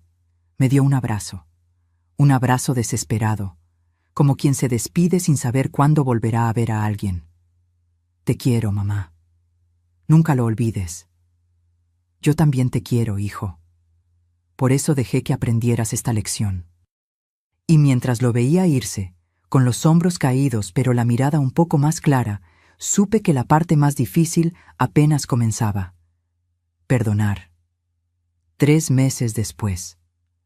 Desperté en mi casa de playa con el sonido de las olas rompiendo contra la costa. La misma terraza, el mismo océano, la misma brisa salada. Pero algo había cambiado. Yo había cambiado. Me preparé mi té de manzanilla y salí con mi cobija de lana color terracota. El sol apenas comenzaba a pintar el cielo de naranja y rosa. Me senté en mi silla favorita y respiré profundo. Habían sido 3 meses intensos. 3 meses de declaraciones legales, de testimonios, de firmas y documentos. 3 meses de noches sin dormir, de recuerdos dolorosos, de sanar heridas que creí nunca cerrarían. El juicio de Vanessa había avanzado rápido. Con toda la evidencia que presentamos, su abogado defensor apenas pudo hacer algo. Ella se declaró culpable para reducir la sentencia. 5 años de prisión. No la mitad de lo que merecía, pero algo era algo. Roberto había cumplido su palabra. Se mudó a un departamento pequeño en la colonia Narvarte. 2 habitaciones, sencillo, nada lujoso. Me mandó fotos. Era casi vacío, apenas con lo necesario. Empezando desde cero, decía su mensaje. Encontró un terapeuta, el doctor Velasco, hermano de don Fermín. Me mandaba actualizaciones cada 2 semanas. No detalles de las sesiones, solo para que supiera que seguía yendo. Sesión 6 completada. Aprendiendo mucho sobre mí mismo. También estaba pagando sus deudas. Había negociado con los bancos, pagos mensuales que le consumían casi la mitad de su salario. Vivía con lo justo, sin lujos, sin excesos. 2 veces había intentado visitarme. Ambas veces le dije que todavía no, que necesitaba más tiempo, y él lo aceptó sin reclamar. Entiendo, mamá. Cuando estés lista, aquí estaré. La familia de Vanessa se había convertido en algo inesperado. Aliados. Doña Lupita me llamaba cada semana. Hablábamos de cosas simples, recetas, el clima, telenovelas. Nunca mencionábamos a Vanessa. Era como si tácitamente hubiéramos acordado que ese tema estaba prohibido. Daniela me visitó una vez. Trajo pan dulce y café. Nos sentamos en esta misma terraza. Gracias por no odiarnos, me dijo. Muchas personas en su lugar habrían cortado todo contacto con la familia completa. Ustedes no son Vanessa. No cargo los pecados de ella en sus espaldas. Daniela lloró. Me contó cómo había sido crecer a la sombra de una hermana que siempre obtenía lo que quería, que manipulaba a sus padres, que nunca enfrentaba consecuencias. Parte de mí está aliviada, confesó, aliviada de que finalmente enfrente las consecuencias de sus actos. Es horrible decirlo, pero es la verdad. No es horrible, es humano. Mi teléfono vibró. Era un mensaje de Edmundo. Carmela, todo está finalizado.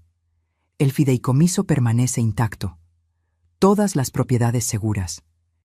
Vanessa no puede reclamar nada ahora ni nunca. Puede dormir tranquila. Sonreí. Dormir tranquila. Hacía tanto tiempo que no lo hacía, pero había algo más que había decidido hacer. Algo que llevaba semanas pensando. Esa tarde llamé a Edmundo para una reunión. También convoqué a Roberto. Era momento. Llegaron ambos a mi casa de Ciudad de México 2 días después. Roberto lucía diferente. Más delgado, con algunas canas que no tenía antes, pero con los ojos más claros. Como si una niebla se hubiera levantado. «Mamá», me saludó con un abrazo cuidadoso, como quien toca algo frágil. «Hijo». Nos sentamos en la sala. Edmundo abrió su portafolio. Carmela me pidió esta reunión para discutir el futuro de su patrimonio. Roberto, tu madre quiere hacer algunos cambios importantes. Roberto palideció. Mamá, si esto es sobre desheredarme, lo entiendo. No voy a pelear. No después de todo lo que pasó. Levanté mi mano. No se trata de desheredarte, Roberto. Se trata de asegurarme de que lo que construí se use correctamente. Escucha antes de hablar. Edmundo sacó documentos. Tu madre ha decidido modificar el testamento y el fideicomiso. Las propiedades siguen dentro del fideicomiso. Ella sigue siendo la única beneficiaria mientras viva. Pero a su fallecimiento, las cosas cambiarán. Le entregó a Roberto una copia del documento. Él comenzó a leer, y vi su expresión cambiar de confusión a sorpresa. La casa familiar de Ciudad de México, continué yo, pasará a ti directamente. Es tu hogar, es donde creciste, tiene sentido que sea tuya. Mamá, yo no... Déjame terminar. El departamento de Polanco será vendido al momento de mi muerte. El dinero de esa venta, aproximadamente 3.200.000 pesos, será dividido en 2 partes. Una mitad para ti. La otra mitad irá a una fundación que estoy creando. ¿Una fundación? Edmundo intervino. La Fundación Carmela Soto, para la protección patrimonial de adultos mayores. Ayudará a personas de la tercera edad que enfrentan abuso financiero de familiares. Asesoría legal gratuita, apoyo psicológico, refugio temporal si es necesario. Roberto me miró con lágrimas en los ojos. Mamá, eso es hermoso. Es necesario, porque descubrí que mi caso no es único. Hay miles de personas mayores siendo despojadas, manipuladas, declaradas incapaces por familiares ambiciosos. Y nadie las defiende. ¿Y la casa de playa?, preguntó Roberto. Esta casa, toqué la mesa con suavidad, también será vendida. El dinero completo, 5.500.000 pesos, irá a la fundación, para que tenga recursos suficientes para operar durante años. Pero eso significa que yo solo heredaré la casa de Ciudad de México y 1.600.000 pesos. Correcto. De los casi 15 millones que tengo, heredarás aproximadamente 6 millones en total si contamos el valor de la casa familiar. El resto irá a ayudar a otras personas. Vi el conflicto en su rostro. Parte de él, la parte egoísta que Vanessa había alimentado, sentía que era injusto. Pero otra parte, la parte que estaba aprendiendo a ser mejor, entendía. Es justo, dijo finalmente, más que justo. Después de todo lo que hice, debería dejarte dar todo a la fundación. No se trata de castigarte, Roberto. Se trata de que mi dinero haga una diferencia real. Y además, saqué otro documento. Hay una condición. ¿Condición? Para que recibas tu parte, debes cumplir con esto durante los próximos 5 años. 1. Continuar en terapia regularmente.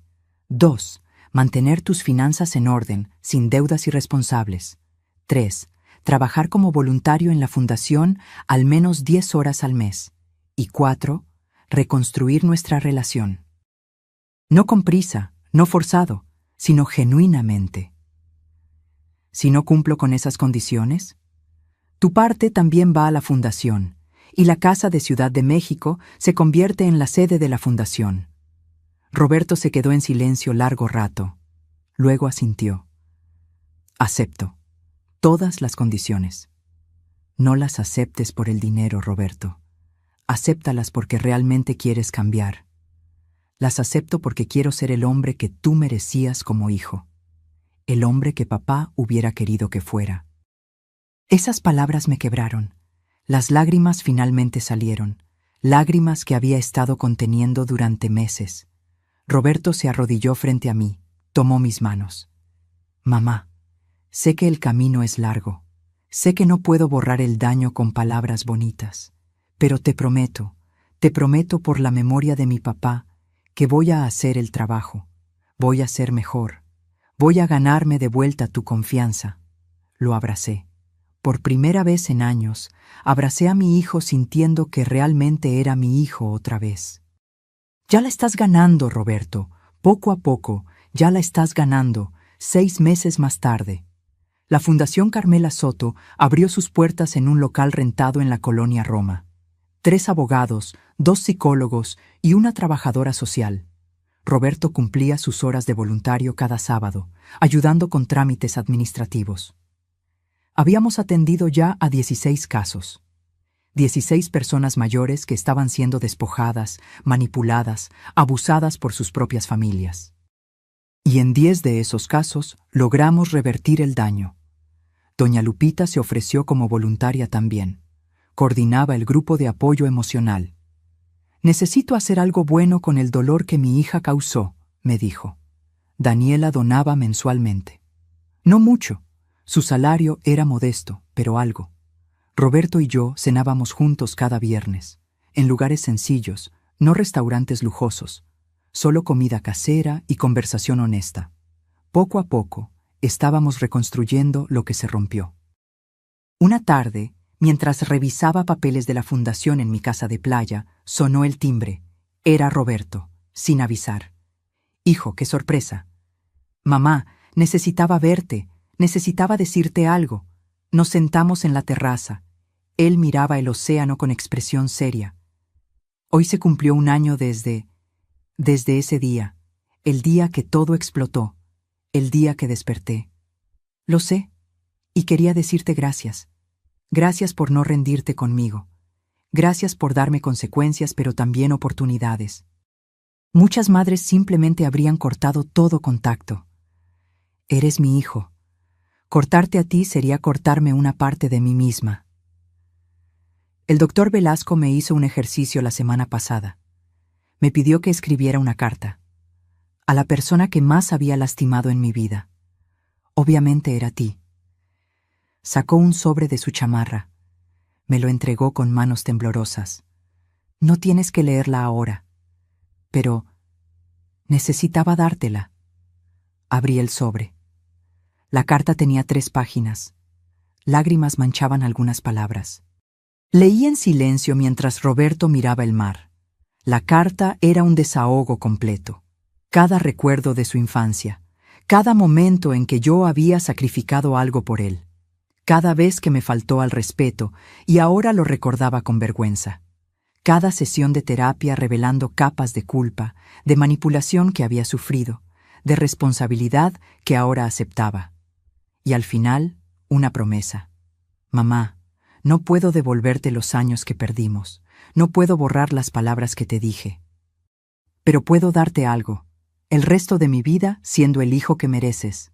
No perfecto, porque sigo siendo humano, pero presente, honesto, tuyo, te amo, siempre te he amado, incluso cuando no lo demostraba. Tu hijo, Roberto. Doblé la carta y la guardé en el sobre. Miré a Roberto. Ven aquí. Él se acercó. Lo abracé fuerte, como cuando era niño y tenía pesadillas. Te perdono, hijo. Completamente. Ya no cargo con el peso del resentimiento. Roberto sollozó en mi hombro. No merezco tu perdón. Nadie merece el perdón. Por eso se llama gracia, y yo decido dártela. Nos quedamos así, abrazados, mientras el sol se ponía sobre el océano, madre e hijo, rotos pero sanando, heridos pero perdonando. Hoy, 2 años después de aquella madrugada cuando sonó la alarma, me siento en mi terraza con mi té de manzanilla y mi cobija terracota. La Fundación Carmela Soto ha ayudado a 83 personas. 83 familias donde se restauró la justicia. Roberto está comprometido con una mujer buena, una maestra de primaria llamada Patricia. Me la presentó hace 6 meses. Es sencilla, honesta, trabajadora.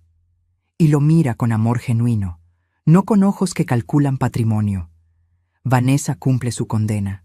No la he visitado. No tengo rencor, pero tampoco tengo necesidad de verla.